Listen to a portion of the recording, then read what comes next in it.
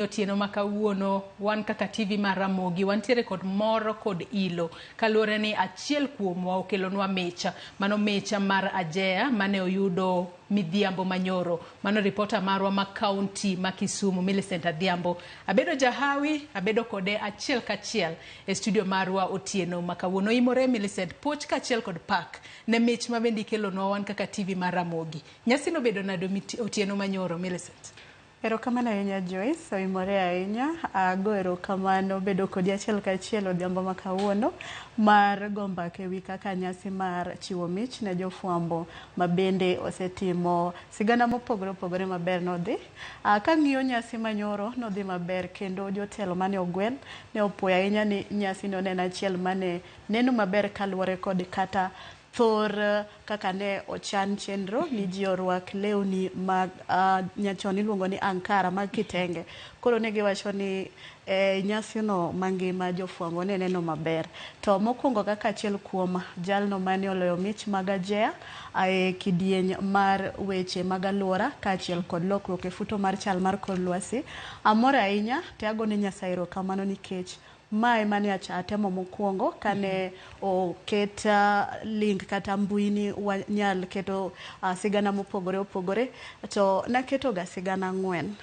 Sigana 4 manaketo nakete kidienje mopogore. Mokwongo nakete e kidieny mar iluongo ni food and security, then nitie mar digital superhighway and innovation, then machielo bende naketo ma aloye ni mani luongo ni environment and climate change reporting. Kama chielo manaketo to naketo e wach jiwo wach blue economy. To kumawi maber naneno ka nyinga nokete sigana 2. Mokwongo ne en sigana mag weche superhighway and digital innovation, then maendi mar environment and climate change.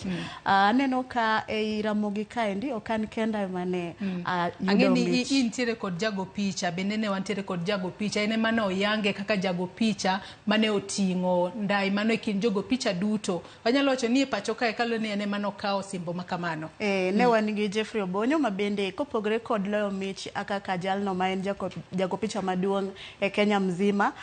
Ne waloyo kode mich mar environment and climate change nikech ene mane wadhi kode e sigana ni.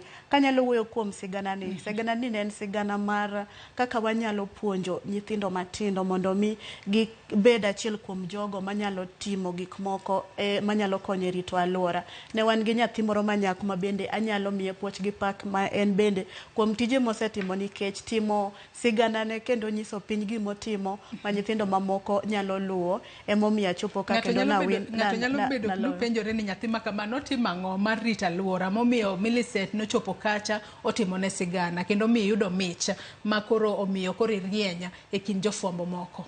Nyathi makamano sani ojaiga 14 natimore story sigana kane en jaiga 13 iluonge ni Shali Akinyi. En nyathi ma bende oseyudo osimbo mag mich mopogore kotenore kod weche mag rito alwora. Oyudore Kisumu matimbe tich motimo malong'o en loko chupni ma ji modhogo pi kata ma ji madhogo soda, chupni mag jwala. Oloso kodgi gik mopogore opogore ma ji nyalo tiyo godo e udi kata gik ma ji nyalo rwako. Manitie kinde moko manoloso kod lawe moro kanodhi e piem moro Nairobi kaendi moloyo. Koro en otiyo mana gi chupni oloko gi mondo mi oganda nyal neni kare chupni gi ok gin ga taka. Inyalo ti kodgi gimi yuto kata ilosgo gigo maber kaka achiel kuom yore go eko mag rito alwora. Koro kane awinjo muya mar sigande no kata gigo motimo nabedo kod gombo mawuoyo gi producer marwa machon kata ne Ray Polo sani waonge kode mapimo ne nitiere sigana machalo kamae owinja dhi atime. Kore mano yiena to nwatimo kode. Koro kamane kaka ne sigana no chopo matime ma ogik makane akete to en achiel kuom mago manoloyo. Atang'eni nyaka sani iwinjo nade kalo ni iyudo mich makamae e temo mari mokwongo tiyudo mich kata bedo ni ne iketo sigane kidienje mopogore opogore. Ang'eni kidieny mar environment ni ma ibedo jaloch, kidieny mano mar digital superhighway ibedo first runners up mabende en puoch kachiel kod pak nikech ang'eni nitiere jofwambo mathoth mano chwalo sigana margi kacha kata kamane rienye kin giduto. Sani winjo nade? Awinjo maber, anyalo gone Nyasaye erokamano kuom telona e telona mokwongo atemo lakini oketa bedo jaloyo e kind jogo mane watemo godo. Mar ariyo, agone anyuola mangima mar RMS kwachako gi jatendwa maduong' SK Macharo kwa biro piny nyaka jatendwa mar weche mag chano chenro mag tije mabeyo mano Linus Kaikai, kachiel kwa biro piny nyaka mar Ramogi TV J Bonyo kod producer wa duto kamoting'o Ken Mugaje Lieta ndalono nitiere Ipolo Simfros Okinda e kind mamoko nikech kokwatiyo kodgi kanyakla to onge gino mwanyalo timo. Story kata sigana go wuok ga mana kwatiyo kodgi kanyakla.